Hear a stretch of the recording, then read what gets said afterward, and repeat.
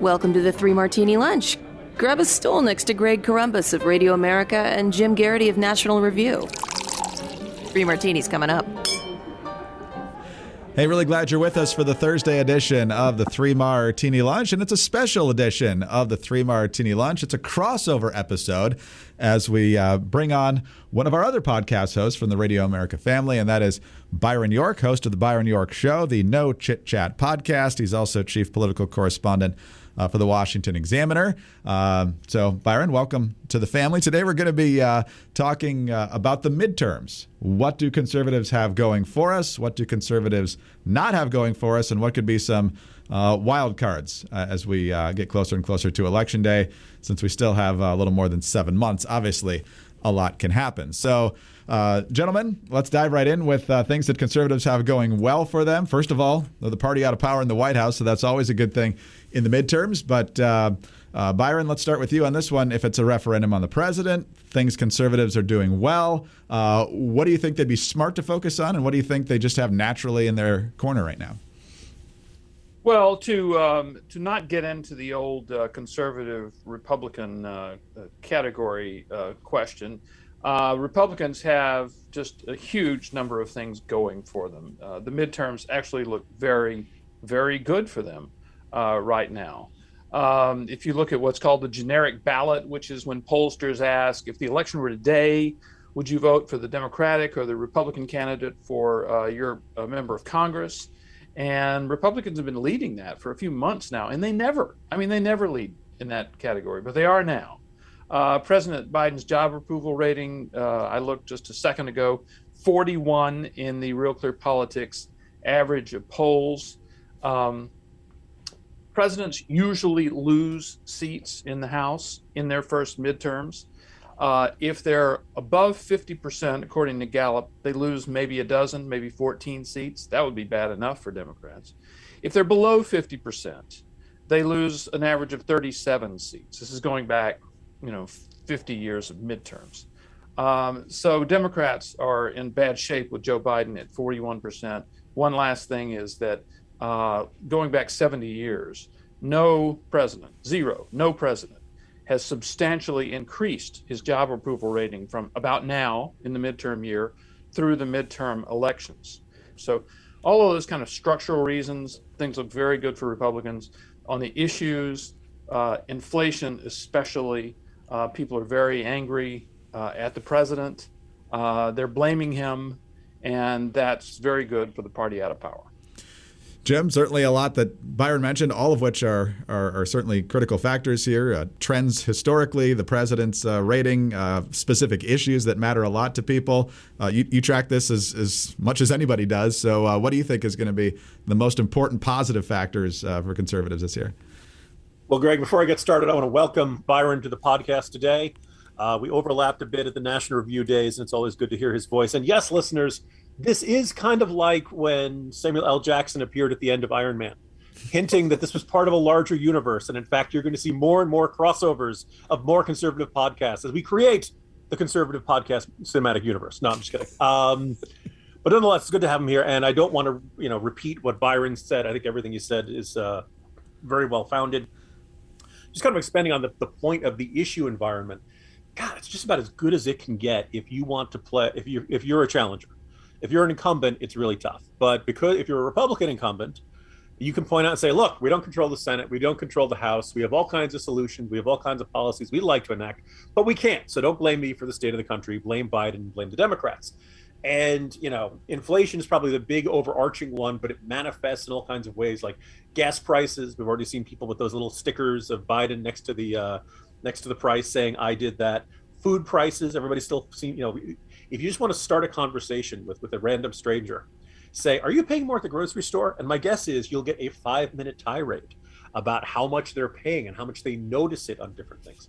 At least as of this this recording, the supply chain issues, they're better. I would just say anecdotally, I'm seeing fewer items of empty shelves and stuff like that, but you're still seeing it here and there. It's not completely fixed. And most people say, economists and people who specialize in this are saying it's not going to get resolved. I guess that's the other big aspect, is that it's really hard to imagine a scenario where at this point in spring and November, these issues go away, that these issues suddenly get fully resolved.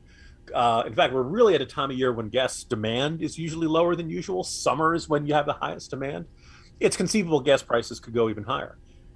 Food prices, all this kind of stuff, all these things. I think it was the Fed Chair Powell said that he doesn't expect inflation to really get resolved for another 2 or 3 years. Like, this could be a very big problem for Democrats as they head into the midterms. So they're very, the one area of success that they are likely to be pointing to is like, well, look at COVID-19. People remember Biden's, I'm not going to shut down the country. I'm not going to shut down the economy. I'm going to shut down the virus. And of course, he did not shut down the virus. We're now in a better place. A lot of that some of that's vaccinations. A lot of that's the Omicron virus coming through in the winter and giving it to seemingly everybody.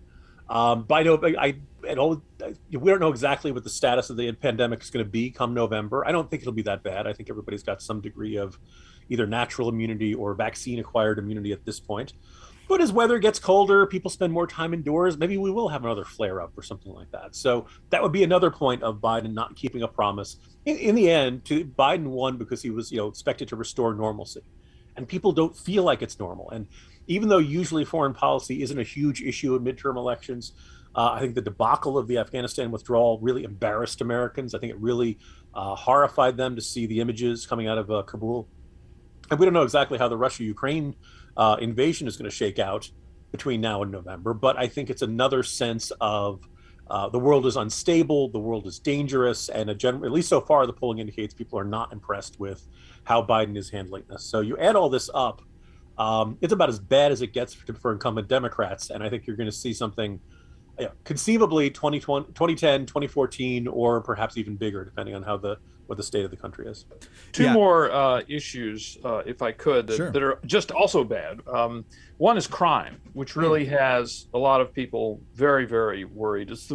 Public safety is the most fundamental issue there is in many places. And the other, especially for Republicans, is the border, the absolute mess on the border, which is one of those kind of rare problems that you can kind of 100% lay at Biden's feet.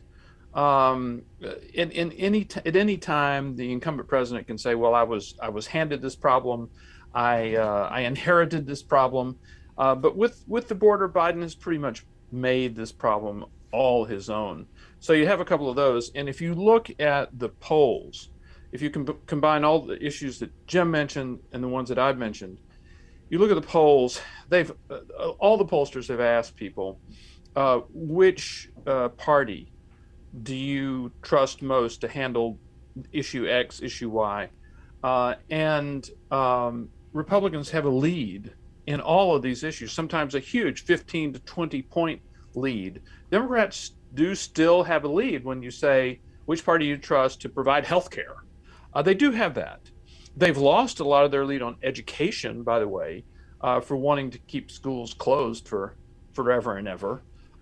So even some of their own issues are not looking as good for them as they used to, and they're just way behind in almost all the issues that Americans say are most important right now. Yeah, there's been a big shift on those issues. There was one out a few days ago from Rasmussen Reports suggesting that even among parents on education right now, Republicans are trusted more.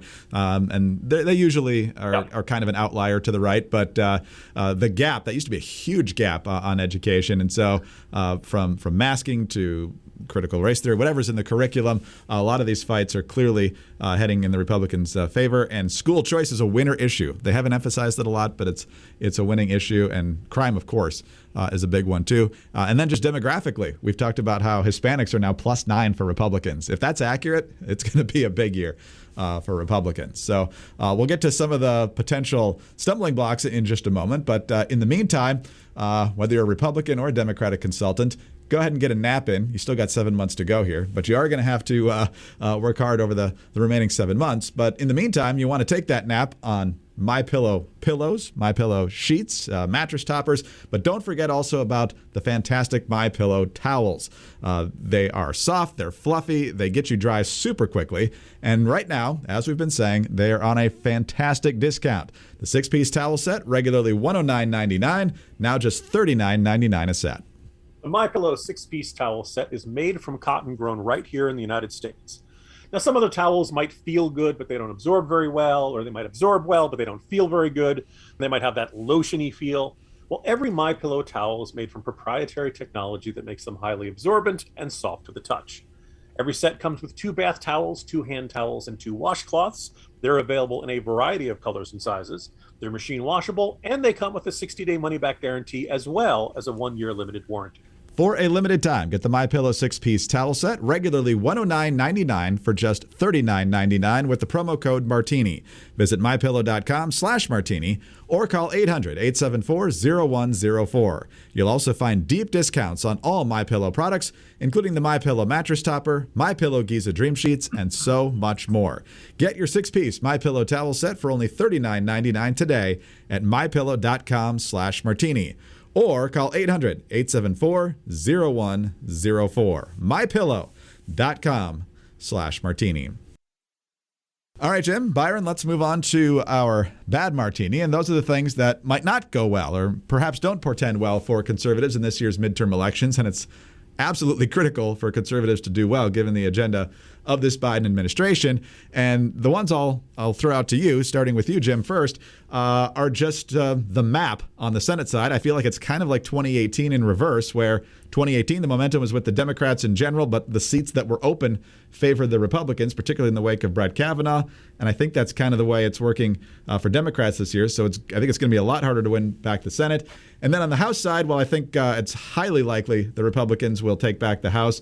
It feels like the Democrats have been more aggressive in gerrymandering where they've had the opportunity to do it. So whether it's those areas or somewhere else, what do you see as the potential pitfalls for conservatives? Well, Greg, you're right. I think heading into this redistricting cycle, you couldn't throw a stone without hitting a liberal columnist shrieking that redistricting was going to turn into this massive advantage for Republicans, and they were going to steal. This was so unfair because gerrymandering was invented by the Republicans very recently. It certainly never happened before in any previous state like New York or California or Illinois or any place like that. No, in fact, by the time, as of this recording, almost all the redistricting process is done.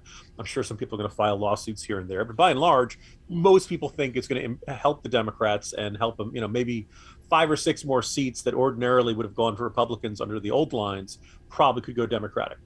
Considering all the advantages we talked about a few moments ago, it's probably not going to be enough to save the Democrats. They already have a razor-thin House Democratic majority. I think if you ask me what's not going right for conservatives, or maybe more specifically the Republican Party, I think candidate recruitment has been a mixed bag. It's certainly, I still think they're in terrific shape overall, but a couple of places, probably the one that jumps out is Chris Sununu, the governor of New Hampshire, not choosing to run against Maggie Hassan. Doug Ducey I didn't expect him to run in Arizona, but certainly he would have made a great challenger against Mark Kelly. Larry Hogan, again, I guess he wants to run for president. I don't see that working out very well for him, but he would have instantly become a top tier Senate challenger in Maryland. None of them chose. This is kind of just would have been nice to have for the Republican Governors Association. I also think there's, we don't know how, as of this recording, we don't know how a bunch of these Republican Senate primaries are going to shake out. I think most of the Ohio one has just turned into this demolition derby. I think you're going to see a big fight between McCormick and Dr. Oz in Pennsylvania. There are some Republicans who are nervous about Herschel Walker, but let me tell you, anytime there's an obstacle in front of Herschel Walker, he just runs into him or runs around him, on the football field, but primarily also, I imagine, as a candidate as well. I think if you add it up, it's certainly not a bad cycle for candidate recruitment for Republicans. But I just think back to listening to the National Republican Congressional Committee back in 2010, when the country was just kind of reacting to Obamacare and what the Democrats were doing, and they just had a cornucopia, just this overflowing fountain of good candidates, of successful businessmen, veterans, people who had just had sterling resumes, generally outsiders. That was the year Ron Johnson came out of nowhere and won the Senate seat in Wisconsin. So I feel like there was that may have been the apex for candidate recruitment for Republicans. I wonder if Washington politics, being such a circus over the last couple of years, makes certain people who might be interested in running for office or running for Senate someday decide, you know what, I want to do something different with my life. This is ridiculous. None of these guys look like they're getting anything done. I don't want to go to the Senate to just vote on judges for the rest of my life. So I think that could have gone better for Republicans, but by and large, you'd still be feeling really good about their chances come November.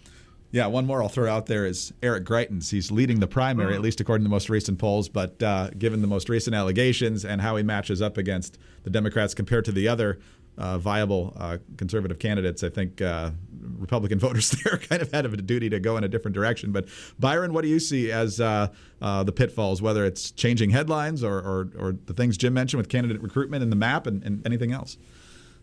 Well, I mean, the one thing you always have to worry about is that there'll be just some huge event that you couldn't predict that happens. And a lot of times, actually, if something like that does happen, people look to the White House for leadership. It's possible something like that could happen if we had been talking, in December of 2019, as the Donald Trump first impeachment was going.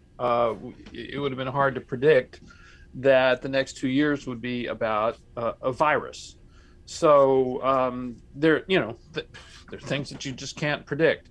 On the candidate quality thing, I think that it's almost like a candidate quality / Donald Trump question, because one, Republicans have open seats, in Pennsylvania. They have that Ohio seat that Jim mentioned, the Missouri seat, which should be totally in the bag, but you do have this problem with Greitens. And if you do have a couple of bad candidates come up, it could be like 2010 when Republicans had a chance to win control of the Senate, and they had a couple of really bad candidates who cost them the Senate. Then as far as Trump is concerned, in a lot of places, he is a very positive factor for Republicans, really gets them fired up. But his desire to sort of meddle in a lot of Senate campaigns and House campaigns can backfire. We've just seen this kind of crazy thing happen in Alabama, where he had endorsed Mo Brooks. And then now he's pulled away from Mo Brooks, said that Brooks made a horrible mistake by suggesting that people should just move on from the 2020 election. So now he's against Mo Brooks. So then now Mo Brooks is saying that Donald Trump tried to get Congress to reinstate him as president. I mean, so it's just going to turn into this big mess. And you don't think Republicans could screw up Alabama Senate seat again. I don't think they can. But maybe they could try. I don't know. So you do have a factor there, which is kind of a distraction factor. But I would say it actually looks reasonably good, given the Senate is 50-50 right now, for Republicans to pick that up too. But I would totally agree that the House is what looks really, really good. Yeah, it would seem to be. I mean, the House is usually the one that has the biggest swings, obviously, with so many more seats available. And with just the tidal wave of momentum and dissatisfaction with this administration and with what the Democrats were doing, I mean, as we've said so many times, Biden was elected by a pretty slim margin over the 4 states that really made a big difference on Election Day, and somehow they interpreted that as a mandate to go hardcore Green New Deal and big spending and all sorts of other things. So fascinating to watch how this all plays out. And in a minute, we're going to talk about things that might even be more unexpected than a pandemic. All right, let's talk about, in our final moments here, guys, what we can expect. We're here on 3 Martini Lunch, special crossover edition. I'm Greg Corombos with Jim Garrity and Byron York. Byron hosts the Byron York Show, the No Chit Chat podcast, one of the newer selections here on the Radio America podcast family. And the wild card. Byron, you mentioned who could have seen a pandemic coming. I think 2008, just when John McCain was starting to close the gap on Barack Obama, we get a financial crisis in the middle of September, and that was pretty much the nail in his coffin, if he even really had a chance anyway. What do you see as potentially really shaking things up? Is it going to be some fringe candidate making an insane statement? Think maybe Todd Aiken style 2012, and then that gets plastered over every Republican candidate across the country? Will it be Democrats trying to go moderate? I know Chuck Schumer had some sort of moderate agenda where he tried to paper over what they had done over the first 12 months, but then they kind of got back to a more radical agenda now. So what kind of strategies do you see out there that could play a factor here? Byron, go ahead. What I see is not specifically about the midterms, but about the state of the Democratic Party. And it is not a surprise. It is the most obvious, predictable issue in the world, and it's going to give them fits, which is Joe Biden is the oldest president ever in U.S. history. He will be 82 years old at the end of his term. He says he's going to run again. A lot of people do not believe that. It has set off all sorts of intrigue already inside the Democratic Party. His obvious successor, should he choose not to run again, would be the vice president, Kamala Harris. A lot of people, she's not really impressed, I think, anybody with her performance in the job. There are Democrats who are going to want to get around her and try to maneuver themselves into a position for running in 2024 if Biden does not run. So this is Biden's, slowdown and his age. Again, the most obvious, well-known issue in the world. Democrats chose to elect him, or to choose to nominate him, and the public elected him in 2020. But it is a problem that's going to increase in intensity and its profile every day between now and the 2024 election, and that includes during the midterms. Very interesting. Jim, what's got you most intrigued heading into the final few months here? Well, I thought about putting Trump in my list of drawbacks or challenges or headwinds for the Republican Party. I think he probably is better characterized as a wild card, but a wild card with a significant downside. And the great irony, as Byron said earlier, at times Trump had, particularly because of this kind of issue environment, his general stances, Trump can be a great asset to the Republican Party.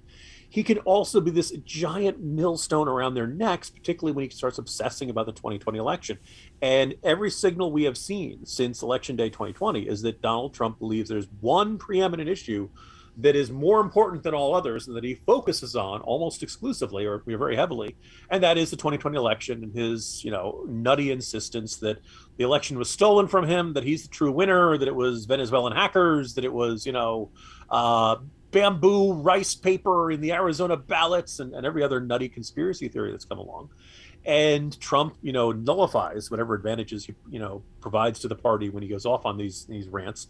And then the question is, it's very hard to imagine a scenario where Donald Trump remains quiet between now and November, which means he's going to talk. Now, if he talked about what a bad job Biden's doing, if he talked about how badly Biden has screwed up energy policy and how we're not doing enough to drill and develop our own energy resources, if he talked about inflation, if he talked about how the mask mandates and vaccination mandates had affected truckers and trains and all kinds of other parts of this, if he talked about tax proposals, if he talked about nutty, clean energy proposals that are never going to pay off, all this kind of stuff, Trump could be a thoroughly effective messenger for the Republican Party. But I think it's safe to say he's not that interested in that. So I think, he's an unknown factor. We don't know exactly what it's going to be. But he's going to have some effect. And my suspect is it'll generally be a headwind for Republicans. The other thing is, look, for a couple of months, people are like, well, Russia's putting a lot of troops around Ukraine. And it took a while before people kind of realized, well, this is a real thing. This isn't just saber rattling. This isn't just a feint in order to try to score some quick, easy concessions. Putin really wants to do this. And lo and behold, now we're dealing with a, Russian invasion of Ukraine.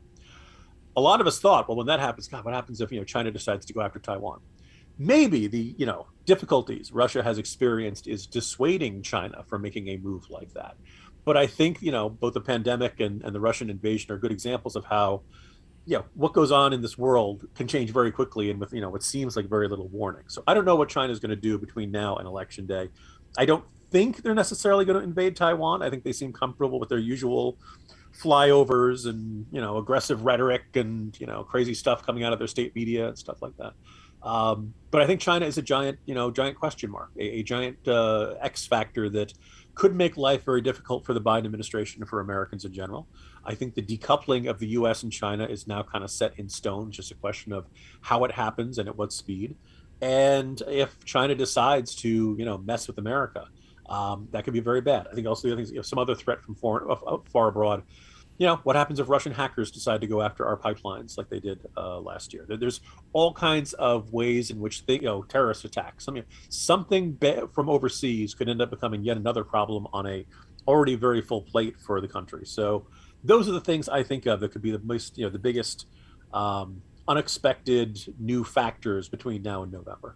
Let me throw a couple others out there that could stir the pot a little bit. First of all, Democrats, particularly with the expectation that they're going to get their clocks clean this year, are going to be talking about, once again, if there is a Republican landslide, that democracy itself is at stake and it's eroded. And it's these states that have changed their laws, that have, disenfranchised people. So get ready for that tired rhetoric again. The question is, who's going to buy it? I feel like the American people are tired of that. They don't believe it, as you can see in the polls, as it's related to voter ID at the polls and so forth. And the other thing I think it might play a factor is whatever the Supreme Court decides on the abortion case. If it is a gutting of Roe v. Wade, the Democrats will obviously have their hair on fire about needing to elect people to do that. But I think most people are already kind of got their feet planted pretty well with where they are on abortion. And the people who don't, I'm not sure that's going to be the issue that drives them to the polls when, the gas prices and the grocery prices are what they are. So I don't know what you guys think about those, but I think they could be at least talked about a lot, if not make much of a difference. Yeah, one of the first things I think is an interesting measuring effect was Texas has already had its primary, and they passed their abortion law, which pro-choicers thought was the end of the world, an absolute disaster, and pro-lifers generally liked. It was not a big factor in the advertising in the primaries down in Texas. Doesn't mean it won't be a factor in the elections throughout this year, but I thought that was an interesting indicator that maybe it's not this all-consuming issue that advocates on both pro-choicers and some pro-lifers may think it is. Yeah. The other thing is, when we talk about the issue that people care most about right now, it is inflation, which is a subset of the issue that people always care the most about, which is the economy. So I think that the possibility of that changing is pretty low. There was a recent Wall Street Journal poll that asked, what's the single most important issue that you would like to see the president and Congress focus on? And 25% said the war in Ukraine, which is important. 50% said inflation, by far the largest concern of the voters. And the idea that the economy is not going to be the largest concern of the voters is probably, that's just not going to happen. Let's just say that's just not going to happen. Inflation, listening to Jerome Powell just gives you the idea, and he talked about how wrong the Fed had been in dealing with inflation, then suggesting that maybe they've figured it out now, and then saying that he expects their actions to work within 3 years. So I think the idea of inflation going away or easing a lot by midterm times is just completely unrealistic. So I just think that the issue set, even if we have some unforeseen events, will favor Republicans this fall. Yeah, I'll be curious to see if prices ease a little bit. So gas prices, go south of $4 a gallon. Is this going to be some sort of great achievement when they were $2 when he took office? Because it's technically headed in the right direction. I don't think he's going to get away with that, because since Afghanistan, nothing's really worked in his favor. In the midterms, on some level, are a referendum on the president. Personally, I'm looking forward to his next excuse for the inflation. First it was transitory, then it was good because the economy is so strong. Now it's Putin. So I don't know if it'll still be Putin come November, but I'm sure he'll have some explanation that won't make any sense. Anyway, gentlemen, thank you so much for a great discussion. Byron, real quick, what can folks expect when they check out the Byron York Show? Well, you know these podcasts that cover sort of all the news of the day, sort of everything you need to know about the news of the day. This is not it. I try to pick something that I think is really, really important. For example, the other day I focused on that speech that the head of the Fed had given.